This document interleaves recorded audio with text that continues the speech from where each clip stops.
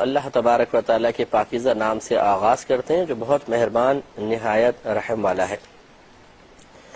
حدیث چل رہی تھی جس میں حضرت ابن عباس رضی اللہ تعالی عنہ راوی ہیں اور یہ کہتے ہیں کہ عبد القیس کے وقت سرکار کی خدمت میں حاضر ہوا تھا جنہوں نے کسی ایسی چیز کی تعلیم کی درخواست کی کہ رسول اللہ میں ایسا کوئی حکم دیں جو ایک بس فیصلہ کن حکم ہونا چاہیے اور ہم اس کے اپنے پیچھے والوں کو خبر بھی دیں اور وہ ایسا ہو کہ اس پر ہم عمل کریں تو اللہ تبارک و تعالی ہمیں جنت میں داخلہ عطا فرما دے۔ تو راوی نے فرمایا کہ نبی کریم صلی اللہ علیہ وسلم نے اس کے جواب میں انہیں 4 چیزوں کا حکم دیا اور 4 سے منع فرمایا۔ جن کا حکم دیا ان میں سے پہلا تھا، یہ کہتے ہیں کہ امرہم بالایمان باللہ وحدہ، کہ نبی کریم صلی اللہ علیہ وسلم نے انہیں اللہ وحدہ پر، ایک اللہ پر ایمان لانے کا حکم دیا۔ تو اب آگے پھر سرکار نے، میں نے پچھلے پروگرام میں حدیث عرض کی تھی کہ پھر سرکار نے فرمایا کیا تم جانتے ہو کہ ایک اللہ تبارک و تعالی پر ایمان لانے کا کیا مطلب ہے؟ انہوں نے کہا اللہ و رسول عالم، اللہ تعالیٰ اس کے رسول بہتر جانتے ہیں۔ تو سرکار نے ارشاد فرمایا کہ اللہ تعالیٰ پر ایمان لانے کا مطلب یہ ہے کہ اس بات کی گواہی دینا کہ اللہ تعالیٰ کے سوا کوئی عبادت کے لائق نہیں اور محمد صلی اللہ علیہ وسلم اللہ کے رسول ہیں۔ یہ بڑی توجہ طلب بات ہے کہ سرکار نے پہلے فرمایا کہ ایک اللہ پر ایمان لاؤ۔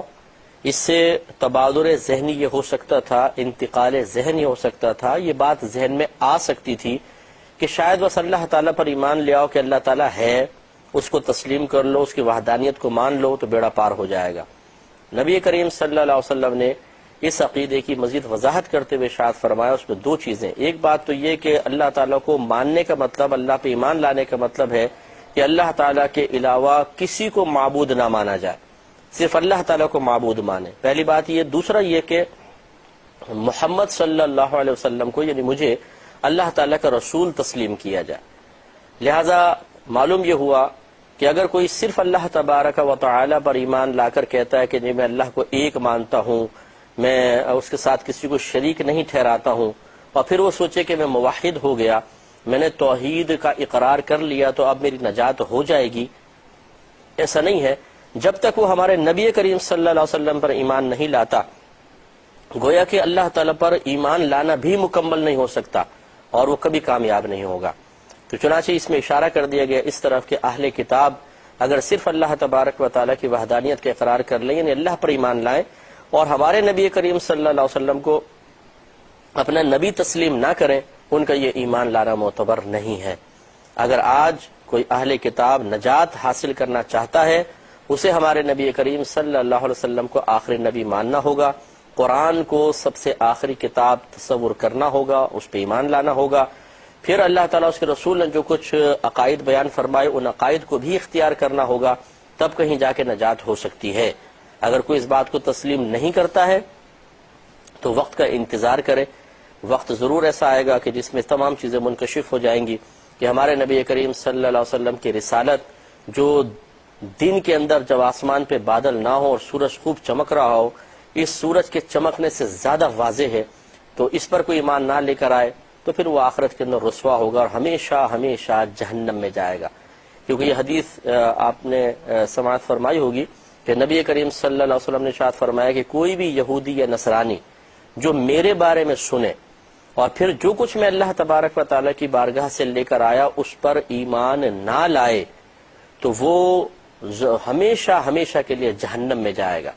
اور پھر اسی حال میں سرکار نے فرمایا مر بھی گیا ہو حالت کفر میں تو پھر وہ ہمیشہ ہمیشہ جہنم میں رہے گا۔ اس لیے غور و تفکر کرنا بہت ضروری ہے، سوچیں، غور کریں، اور اللہ تبارک و تعالیٰ پر ایمان لانے کے ساتھ ساتھ اس کے رسول کریم صلی اللہ علیہ وسلم پر بھی ایمان لائے تاکہ ایمان باللہ کی تکمیل ہو جائے، ورنہ یہ نامکمل ایمان کہلائے گا۔ بیچ میں جو بات انہوں نے کہی، دیکھیں وہ صحابہ ہیں، ابھی آئے ہیں نبی کریم صلی اللہ علیہ وسلم کے پاس، نئے نئے مسلمان ہوئے ہیں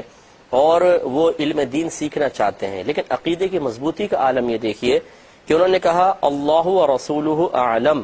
اللہ تعالیٰ اور اس کے رسول زیادہ جانتے ہیں۔ اعلم اس میں تفضیل کا صیغہ ہے، اس میں تفضیل کا مطلب یہ ہوتا ہے، یہ ایک ایسا اسم ہوتا ہے کہ جس میں ایک وصفی معنی پایا جاتا ہے، کوئی نہ کوئی وصف ہوتا ہے، کوئی خوبی ہوتی ہے۔ مثلا اکرم، یہ کرامت سے نکلا ہے، اکرم کا معنی ہوگا مطلب اکرم کرامت والا، لیکن اس میں تفضیل میں یہ ضرور ہوتا ہے کہ اس میں جو بھی وصفی معنی پایا جاتا ہے وہ گویا کہ جب ہم اس کو کسی کے لیے استعمال کر رہے ہیں تو ہم یہ بھی ثابت کرنا چاہتے ہیں کہ اس میں یہ وصف دوسروں کے مقابلے میں زیادہ ہے. مثال کے طور پہ اکرم کرامت سے نکلا ہے، کرامت مینز بزرگی. اب ہم کسی کو بولے اکرم، اور اس لغوی معنی کے اعتبار سے ایک تو ہوتا ہے نام اکرم صاحب کسی کا ہے، وہ نہیں، ہم باقاعدہ اکرم کسی کو کہنا چاہتے ہیں وصف کرامت کی بنا پر، تو اس کا مطلب یہ ہوگا ہم یہ کہہ رہے ہیں کہ تم دوسروں کے مقابلے میں زیادہ بزرگی والے ہو. اشرف شرافت سے نکلا ہے، اب ہم کسی کو بولیں تم اشرف ہو، اس کا مطلب ہوگا دوسروں کے مقابلے میں زیادہ شرافت والا. اسی طرح اعلم علم سے نکلا ہے، ہم کسی کو اعلم کہیں گے تو اس کا مطلب ہوگا دوسروں کے مقابلے میں زیادہ علم رکھنے والا. اب دیکھیے انہوں نے بالفرض ان کو کچھ علم زیادہ نہیں تھا، انہوں نے ذکر کیا، لیکن نبی کریم صلی اللہ علیہ وسلم تو صاحب علم ہے. اب اگر کوئی نبی کریم صلی اللہ علیہ وسلم کے سامنے کلام کرتا تھا اور نبی کریم صلی اللہ علیہ وسلم اس پر خاموشی اختیار فرما لیا کرتے تھے، یہ اس بات کی دلیل تھی کہ وہ چیز صحیح ہے، درست ہے. اس کا مطلب یہ ہے اگر بالفرض یہ کہا جائے کہ جی ان کو علم نہیں تھا، بس انہوں نے ایسی کہہ دیا، تب بھی نبی کریم صلی اللہ علیہ وسلم کے ان کی اصلاح نہ کرنے، ان کے کلام کو غلط ثابت نہ کرنے اور اس معاملے میں کم از کم خاموشی اختیار کرنے سے یہ بات ثابت ہو گئی کہ ان کا جملہ بالکل درست تھا. لہذا معلوم یہ ہوا کہ جب صحابہ نے فرمایا کہ اللہ و رسولہ اعلم، اللہ تعالیٰ اور اس کے رسول دوسروں کے مقابلے میں زیادہ جانتے ہیں، تو دوسروں سے مراد کیا ہوگی؟ تو یہ اس میں عام معنی ہے، اس میں تمام فرشتے بھی ہیں،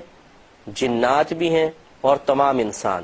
اور انسانوں میں تمام انبیاء علیہ السلام، صحابہ کرام، اولیاء اعظام، یہ سب کے سب شامل ہیں. معلوم یہ ہوا کہ صحابہ کرام کا عقیدہ تھا اور اس عقیدے کو توثیق اور تائید اور تقویت بخشی نبی کریم صلی اللہ علیہ وسلم کی خاموشی نے کہ اللہ تعالیٰ اور اس کے رسول دوسرے سب مخلوقات سے زیادہ جانتے ہیں. اس لیے اسے ایک جملے سے یہ بات ثابت ہو گئی کہ تمام فرشتوں کا علم، جس میں جبریل امین بھی شامل ہے، اور تمام جنات کا علم، تمام انسانوں کا جس میں تمام انبیاء علیہ السلام شامل ہیں، ان سب کا علم نبی کریم صلی اللہ علیہ وسلم کے علم مبارکہ سے کم ہے. یاد رکھیں. اب یہاں پہ میں تھوڑی سی وضاحت عرض کر دیتا ہوں کہ نبی کریم صلی اللہ علیہ وسلم جیسے سفر معراج پہ تشریف لے گئے تو آپ نے دریافت فرمایا، جب وہاں پہ عذابات ملاحظہ فرمائے کہ یہ اس کو عذاب کیوں ہو رہا ہے، جبریل امین نے بتایا اس وجہ سے ہو رہا ہے. اسی طرح جب پہلے آسمان پر پہنچے تو سرکار کو بتایا پہلا آسمان ہے اور یہ فلاں نبی ہیں، یہ فلاں نبی ہیں. تو اس قسم کی حدیثوں کو دیکھ کر یہ شبہ پیدا ہو سکتا ہے کہ اگر نبی کریم صلی اللہ علیہ وسلم کا علم جبریل امین سے زیادہ ہوتا تو پھر سرکار سب باتوں کو پہلے جانتے،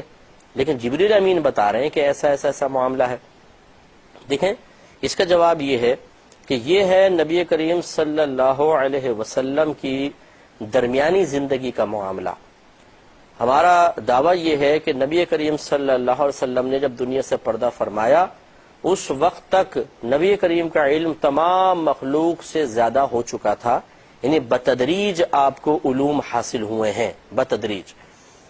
اور ہاں یہ ضرور ہے کہ زندگی کے اندر بعض چیزوں کے بارے میں آپ کو جب تک علم نہیں تھا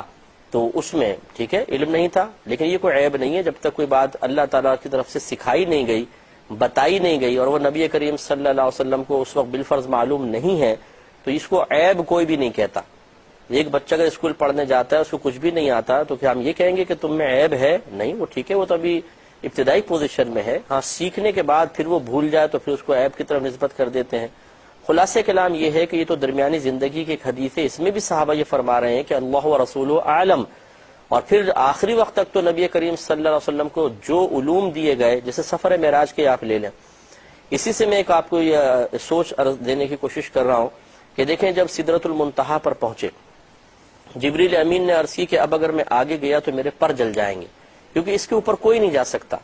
نبی کریم صلی اللہ علیہ وسلم آگے بڑھتے چلے گئے، جس سے ثابت ہوا کہ اس وقت بھی نبی کریم صلی اللہ علیہ وسلم کا علم مبارکہ جبریل امین سے زیادہ تھا. لیکن یہ ضرور ہوتا ہے کہ جزوی طور پر کچھ چیزوں کے بارے میں معلومات جو ہوتی ہیں، ایک علم ہوتا ہے، ایک معلومات ہوتی ہیں، وہ معلومات کسی اور کو زیادہ ہو سکتی ہیں. مثال کے طور پر ایک استاد ہے، ایک شاگرد ہے، ہو سکتا ہے کہ شاگرد کچھ چیزوں کے بارے میں زیادہ علم رکھتا ہو، استاد کی وہ فیلڈ نہ ہو، وہ شعبہ نہ ہو تو استاد کو اس بارے میں نہیں جانتا، تو اس کا مطلب یہ تو نہیں ہے کہ شاگرد استاد سے آگے بڑھ جائے گا۔ خلاصہ کلام یہ ہے کہ مجموعی اعتبار سے نبی کریم صلی اللہ علیہ وسلم کا علم تمام مخلوقات کے علم سے زیادہ ہے، کوئی آپ کا مقابلہ نہیں کر سکتا ہے۔ لیکن اس کے باوجود یہ عقیدہ ضرور ذہن میں رکھنا ہوگا کہ اللہ تبارک و تعالی اور اس کے رسول کریم صلی اللہ علیہ وسلم کا علم معاذ اللہ کوئی برابر نہیں ہے۔ اللہ تعالیٰ کے علم میں اور نبی کریم صلی اللہ علیہ وسلم کے علم میں کوئی مقابلہ ہو ہی نہیں سکتا ہے، یعنی اس میں مقابلہ ہے ہی نہیں۔ وجہ کیا ہے کہ اللہ تعالیٰ کا علم لامحدود ہے، نبی کریم صلی اللہ علیہ وسلم کے علم کی ایک حد ہے، اللہ تعالیٰ کا لامتناہی، نبی کریم صلی اللہ علیہ وسلم کے علم کی ایک انتہا ہے۔ یہ الگ بات ہے کہ اگر آپ اور میں اس انتہا کو تلاش کرنے لگے تو وہاں تک نہ پہنچ پائیں، لیکن اور ہم اپنے حساب سے کہہ سکتے ہیں کہ یار نبی کریم کا علم تو بھائی لامحدود ہے، لیکن اپنے علم کے مقابلے میں جب اللہ تبارک و تعالیٰ کے علم کے مقابلے میں لے کر آئیں گے تو پھر نبی کریم صلی اللہ علیہ وسلم کا علم مطلب اللہ کے علم کی برابری نہیں کر سکتا ہے۔ اللہ تعالیٰ کا علم لامحدود، اس کی کوئی حد ہے ہی نہیں۔ نبی کریم صلی اللہ علیہ وسلم کے علم کی ایک حد ضرور ہے۔ لہذا فقہاء نے فرمایا، علماء اسلام نے فرمایا کہ یہ کہنا بھی غلط ہوگا کہ اللہ تعالیٰ کے علم کی مثال ایسی جیسے سمندر اور نبی کریم صلی اللہ علیہ وسلم کے علم کی مثال ایسی جیسے ایک قطرہ،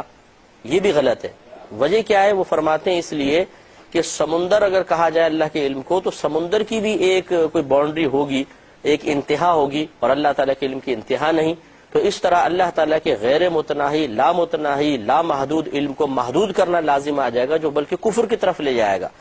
اس لیے یہ کہا جائے گا کہ نبی کریم صلی اللہ علیہ وسلم کے علم مبارکہ کو اللہ تبارک و تعالیٰ کے علم مبارکہ سے وہ نسبت بھی حاصل نہیں ہے جو ایک قطرے کو کروڑوں سمندر سے حاصل ہے، یہ بھی نہیں ہو سکتا، اس لیے کہ کروڑوں سمندروں کی بھی کوئی انتہا ہے اور ہمارے رب کریم کے علم کی کوئی انتہا نہیں ہے۔ لیکن اب یہاں پہ ایک توجہ طلب بات ہے، علم ایک وصف ہے